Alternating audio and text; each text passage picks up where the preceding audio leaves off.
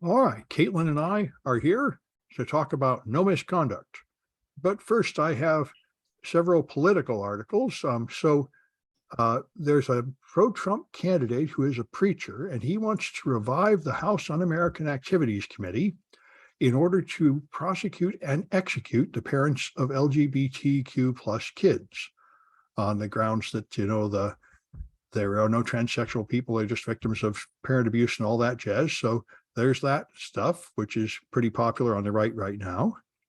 And the Supreme Court is expected to reverse the Miranda ruling, which is the one that forced all the cops to give you a warning before they arrest you, and take that back to the states so the individual states can decide what rights convicts have, or what rights accused people have that they're arresting. And a GOP commission in New Mexico has refused to certify the vote, which is illegal. They have no reason for this, except they say they just don't like the fact that they use the voting machines. They think all the voting machines are rigged because, of course, they're listening to Donald Trump and Rudy Giuliani and such.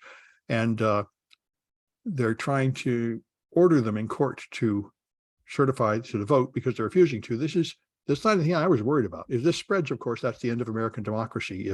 If all over the place Republicans refuse to accept the outcome of elections, which is certainly what Trump wants them to do, then there's no point having elections. If people don't believe in the outcome of the elections, then we just have some other system like a dictatorship or something. But anyway, the part I thought was interesting is there is a positive article in the Daily Beast by David Rothkopf saying the institutions might not be crumbling after all. And so I looked at this in the hope of finding something good. And he claims there are 4 things to feel good about. First, of course, as we're seeing in the January 6 hearings, a bunch of Republicans opposed this, like Bill Barr, Ivanka Trump, Jared Kushner, even people who were deeply in the thick of it. They hit a limit when they couldn't go along with it anymore. And now they feel like trying to pretend that they were against the coup all along, which shows, that there are a considerable amount of Republicans who are not on board with ending American democracy and replacing it with a dictatorship. A surprising number of them are, but when they try to do it, they get a lot of pushback from Republicans. And had a few other points claiming that get weaker, like can't even find the other. One of the others is the progress on the gun control, showing they can cooperate to some extent. But anyway, I've been trying to figure out what to make of all this as I watched the January 6 hearings, which are very impressive at putting out the truth, but the truth doesn't matter. And the GOP is going to roar in like a tidal wave on Biden's unpopularity and economic problems.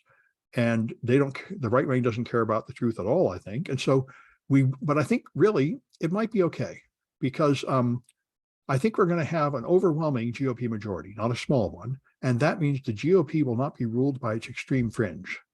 And anyway, I think this might turn out all right, especially if Biden does not run again. The Democrats are getting quite forceful about not letting Biden run again. And if Biden doesn't run again, then Trump probably won't run again. And then it might move to people that are younger and less crazy. And I think, for all of his flaws, DeSantis is not going to push the election lie.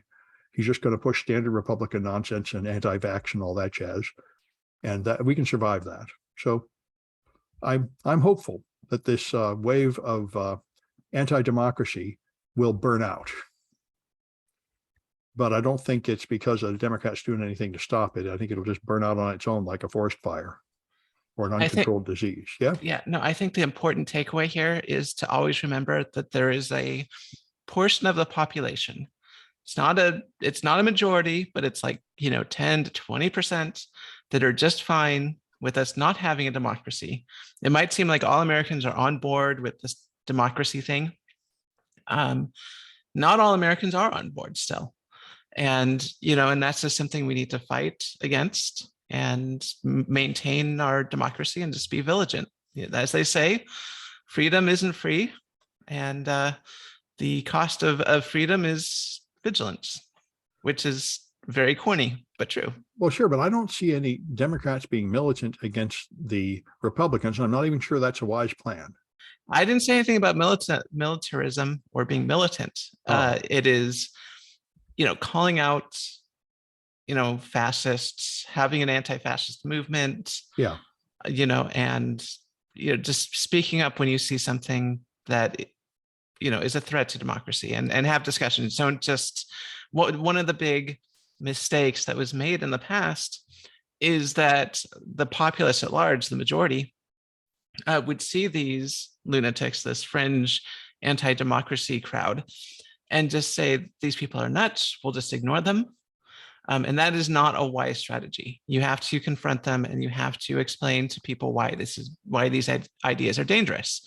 Like, pretending that the election was stolen. This is a very dangerous tactic, one that can easily backfire in the long run, and is not something that should be allowed in our democracy. So yeah, and I think the January 6th Commission is doing a very good job of putting out the facts and education. And I guess I tend to agree. That's where I think we need to do. We need to hope that the truth will eventually win. Anyway, let's go on to you. You've discovered that VR is stressful. Right, I know, go figure. In today's related news, water is wet. Oh, okay, there we go. So PC Gamer, the greatest of all journalistic endeavors, has an article talking about working in VR being extremely stressful. And now I say PC Gamer has this article. It's actually based off this paper right here, which is quantifying the effects of working in VR for 1 week, which is they basically put participants into a VR workspace and, looked at their stress levels and monitored their biometrics. And got some results about what it's like working in VR for a week. And surprise, surprise, let's look at the conclusion down here, and I'll switch back to my full face cam. Let's see. So the study revealed that, as expected, VR resulted in significantly worse ratings across most measures. For example, VR resulted in below average system usability scale ratings, while the physical environment resulted in above average ratings. We also found that VR resulted in the worst category of simulator sickness, although the severity decreased slightly across the week. And some participants dropped out the first day. They're like, we're not having this. I can't hear you, Sam. I can't hear you at all. Are they wearing a box on their head that blocks their peripheral vision and all that? Yes, they are. That tends to make people sick and disoriented, right? It takes time. I mean, that's one of the things about VR that's kind of frustrating. I jumped into VR and I had no problems right away. I didn't feel any VR sickness, but there are a lot of people that put on these boxes on their heads, and it sets an immersive experience. It just messes with your senses. And so, gosh, if you want to be scared, go into a VR scary simulator, because you will feel like you're actually under attack because it's that immersive. And it can make people extremely sick, especially when they're moving around the world and they don't have that feedback of moving around. And you see people who are new to VR falling over. Eventually you get your VR legs. It's a bit like getting your sea legs. And you can go around the VR worlds and do whatever you want, and it takes time. But if you are new, you've never done VR before, it can take a lot of time to get used to it. And as the article said, yeah, people after the first day were just like, no, we can't take it anymore. And they have to take it off. They get sick. I find it gives me headaches after a while. I have to limit my exposure to about, and this has mostly to do with the fact that the technology is just not as mature as it should be. You're wearing a big box on your head instead of little glasses that just project the world around you. And that extra pressure and weight and stuff, I don't know, it just gives me a headache. And you have to focus it directly over your eyes. So if it's slightly off, you can get eye strain and stuff. I mean, it's really even though, VR has been in the work for decades, even though it's made it to mainstream, it's still not, a perfected technology yet. It still has a way to go before it can be really good. And then even when it gets really good and comfortable, there's still going to be a period of people getting their VR legs. And this is true when games started moving to 3D, a lot of people playing video games couldn't handle the 3D experience. And nowadays, of course, everyone can play 3D games, but it's the same thing all over again, but even more so because VR, like I said, can really mess with your senses. I'm not sure there's much of a use case for VR. I think AR is where it's at, where you don't erase the world, but you add something to it. Right. I agree as well. I think that if you're working for work purposes, AR is the future. In fact, a lot of VR helmets, including the one that I use, have cameras on the outside. And I wish they utilized them more because it is so much easier. Like, especially like, I know when you go into the quote unquote desktop of like Steam VR, you go into like this virtual room with like screens and everything. But I found it much more intuitive and much safer if I have the camera on and I just pop up windows in the real world that I can just see. And then if I want to go into like the full VR world, thing, I can do that. But for work applications, I agree, AR is the way to go. And I wish it would be utilized more in mainstream applications. Yeah. I mean, I remember like the Iron Man movie. That's what he has. He just puts the windows up in the sky instead of on a monitor, and it looks useful. It's not as useful as you would think, although it is kind of useful in the sense that you can sort of customize your desktop, but the windows in VR are not as good as the windows in real life, or the monitors in real life. Yeah. So I'm not going to substitute my real monitors with a VR monitor, but it is nice that you can sort of customize your work environment. And you can add things to the real world. Like, for example, you can see data about certain objects, or like a CAD, for example, I think is a really good use of virtual reality, where if you are modeling something like a car and you want to see what it looks like in real life without going through the process of modeling out the whole thing and creating a scale model, you can just go into your AR or even VR and view the CAD. But once again, the technology is not widespread enough that we all need it. It's not like word processing where we all need to jump on board and use word processing. It's just niche applications where it would have a very useful impact. Yeah. Okay. Well, the head of Kraken has come out and decided to say we will not have any more brainwashed woke talk here. Now the head of Coinbase, maybe 6 months ago, said, let's have no politics at work. You're here to work. Let's not have any of these arguments over politics or something. And if you don't like it, you can just leave. And a few people left. And after that, people seem to settle down and they seem to find that to be okay. That's not a huge burden. In fact, I think that was the old rules of politeness when I was a kid. You never talk about politics or religion. But what he's got here, I think, is basically what Elon Musk says he wants for Twitter. He calls, what he means when he says free speech is I get to say anything I want and nobody else gets to complain about it. So he refuses to use people's chosen pronouns if they're transsexual, or I probably got the wrong word there. But anyway, and he doesn't think anybody can complain about using racial slurs, and women are just brainwashed and inferior and stuff like that. And he thinks he should be allowed to say all that and nobody can complain, and that's free speech. So wait. So what does this have to do with the company that does not allow for politics? That's the other one. That was Coinbase. Coinbase just said no politics, and apparently actually lived up to that, and people were able to live with that. This guy claims people need to stop being so sensitive, and this is his plan of like appropriate workplace discussion. Okay, right. So that is the, I'm not going to call it the wedging an issue. It's not quite like that, but it's what the racists and bigots like to do to get a foothold.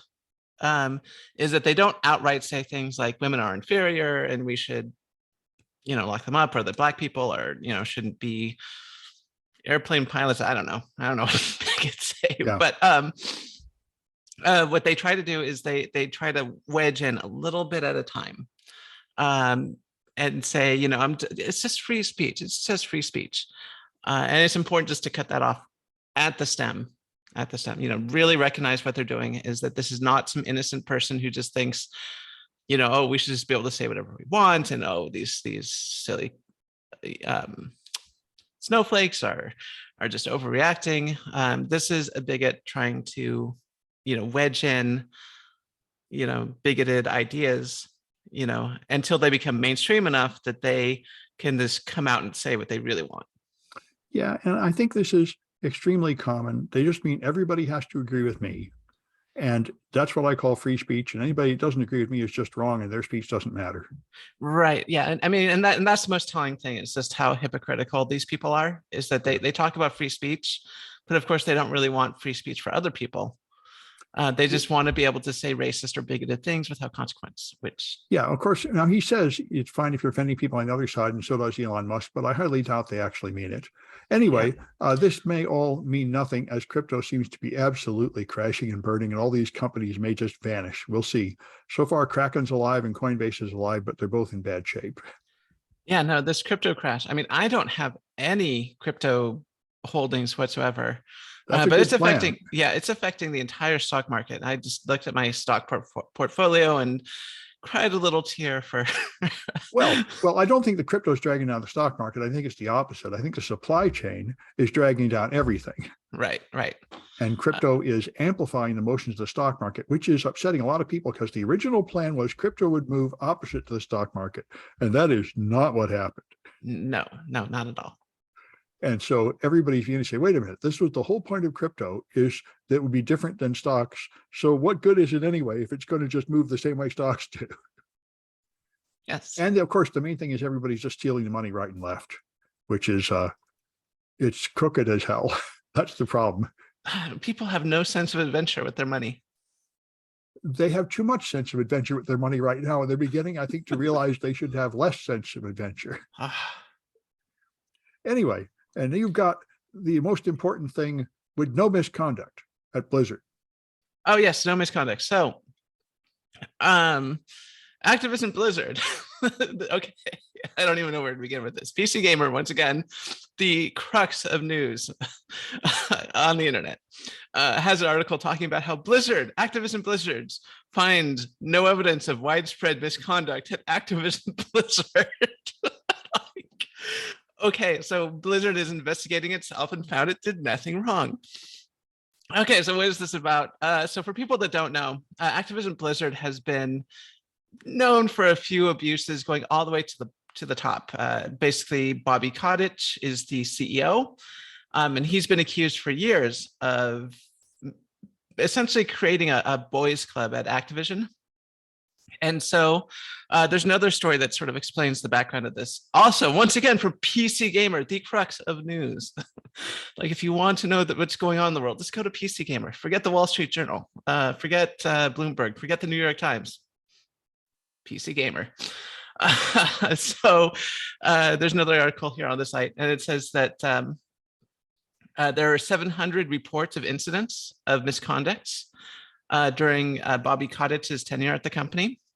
And there was a particular suit that says on the first day of work back in 2017, so not that long ago, an employee was taken to an initiation lunch where she was pressured to do like tequila shots and reveal embarrassing secrets to everyone present, and participate in something called like cube crawl, in which the women at the company were groped and submitted to sexual comments, and you know, go to these after hour things where people were supposedly supposed to create quote unquote creative answers to like sexual questions. I mean, this stuff is really bad, and this is not the only suit that was filed against the company, but there are many suits. But of course, Activision Blizzard investigated itself and found, oh no, it did nothing wrong. Everything is fine. Haven't there been lawsuits or something? I mean, this is Yes. outrageous in modern America that you treat people like that. There absolutely have been many lawsuits. In fact, that's why I was describing it was one specific lawsuit where it went into details about what was going on at the company. And so the original article that talks about Activision Blizzard investigating itself said that the conclusion was shared by the company on June 16th in a filing with the U.S. Securities and Exchange Commission. And it says that, quote unquote, the allegations in media and legal filings about our companies were as distressing to us as they were to you. Okay, sure. Wink, wink, nod, nod. Okay, that's well. The lawsuits are probably distressing. Yeah, they might. Oh yeah. They make them look bad. Yeah, they make them look bad. We don't want that. So, quote unquote, continuing, progressively stronger, more decisive and coordinated steps it has taken. So it says it has made steps to resolve the things that apparently have not happened. It basically says that everything has been, Activision Blizzard is totally innocent. Activision Blizzard has investigated itself and found itself totally innocent. So did they have to pay out money for the lawsuits at least or something? Good question. I don't know if the lawsuits about the outcome of any of the lawsuits. I'd have to get back to you on that. Because that does sound ridiculous. But yeah, I mean, this is not like a one person says this, another person says that. Although I will say that in our culture at large, we have a tendency to not believe women who come forward with these allegations. So Yeah, but when there's 700 of them, I think. Right. But I mean, there's 700 of them. But even if there's just one allegation, I think it's important for us to step back and say we need to take this seriously. Yeah. But there were 700 allegations. This happened.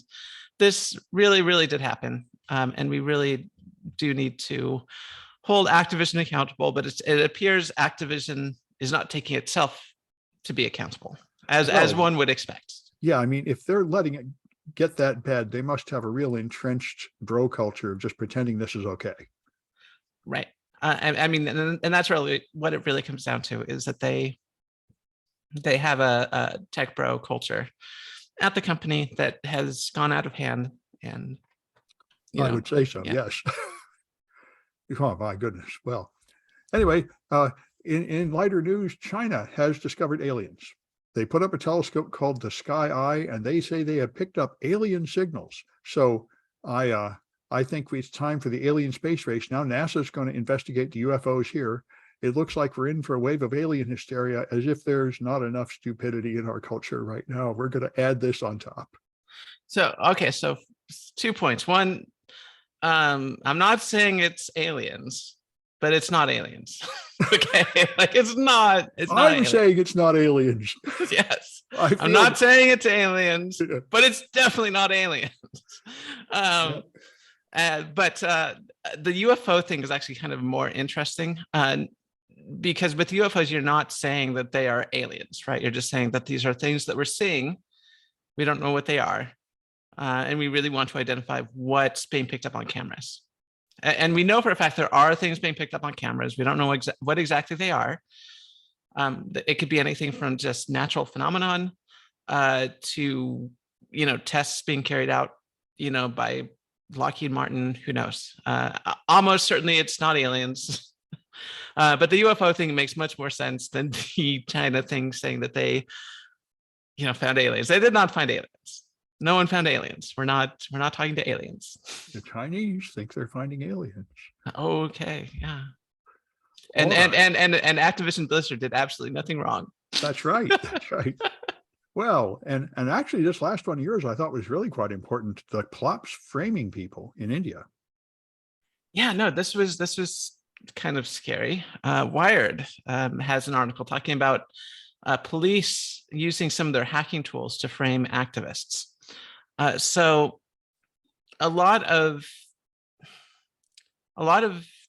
policing agencies like the FBI, for example, have hacking tools like Celebrate, which they can use to perform forensics on phones or computers. They have things like Axiom. They can get into, perform forensics, gather evidence, take it to a court, that kind of thing. Wired looked at the local police department and in India, and what they're doing is they're using these tools to essentially fabricate evidence to put on computers in order to arrest dissidents, essentially like activists, which is scary. Because you think about it, to put it in terms I think more Americans can understand.